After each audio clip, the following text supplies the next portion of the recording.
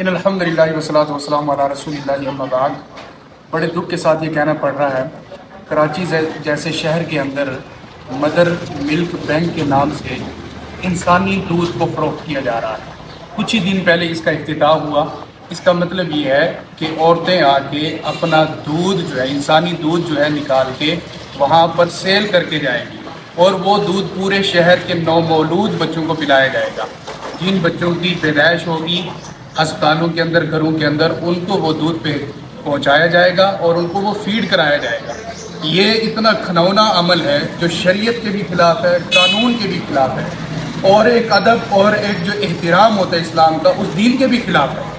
قرآن مجید کے اندر اللہ سبحانہ و تعالیٰ فرماتے ہیں، سورہ نساء 4 سپارہ آیت نمبر 23 کے اندر اللہ سبحانہ و تعالیٰ نے فرمایا، وَأُمَّهَاتُكُمُ اللَّاتِي أَرْضَعْنَاكُمْ، اور وہ مائیں بھی تمہارے لیے حرام ہیں جن کا تم نے دودھ پیا ہے، وَأَخَوَاتُكُم مِّنَ الرَّضَاعَةِ، اور وہ بہنیں بھی تمہارے لیے حرام ہیں جو تمہاری دوسری یعنی کہ رضاعی بہنیں ہیں۔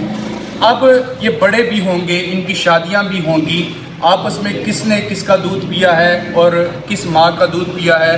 ایک ماں کا 2 بچوں نے دودھ پیا ہے، میل فیمیل نے، بچہ یا بچی نے، ان کے بڑے ہو کے شادی ہو جائے گی، مطلب یہ کہ وہ تو بہن بھائی ہوئے۔ اب بہن بھائیوں کی شریعت کے اندر شادی کرنا جائز نہیں ہے، تو جہلیت کے کام ہے۔ دوسرے نمبر پر صحیح البخاری کے اندر حدیث موجود ہے، حدیث نمبر 88 میں عقبہ رضی اللہ تعالیٰ عنہ کا ایک لڑکی کے ساتھ نکاح ہو گیا۔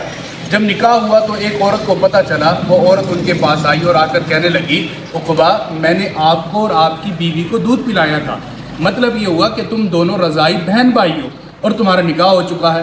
عقبہ رضی اللہ تعالیٰ نے فرمایا کہ مجھے تو اس بات کا علم نہیں تھا، اب آپ نے بتا دیا ہے تو میں پھر اللہ کے رسول علیہ السلام کے پاس مدینہ میں جاتا ہوں۔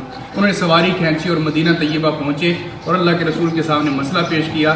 رسول اللہ علیہ وسلم نے فرمایا کہ اب بھلا ایسی عورت کے ساتھ تم رہو گے جو تمہاری رضائی بہن ہے، اور آپ علیہ السلام نے دونوں کے درمیان علیحدگی کرا۔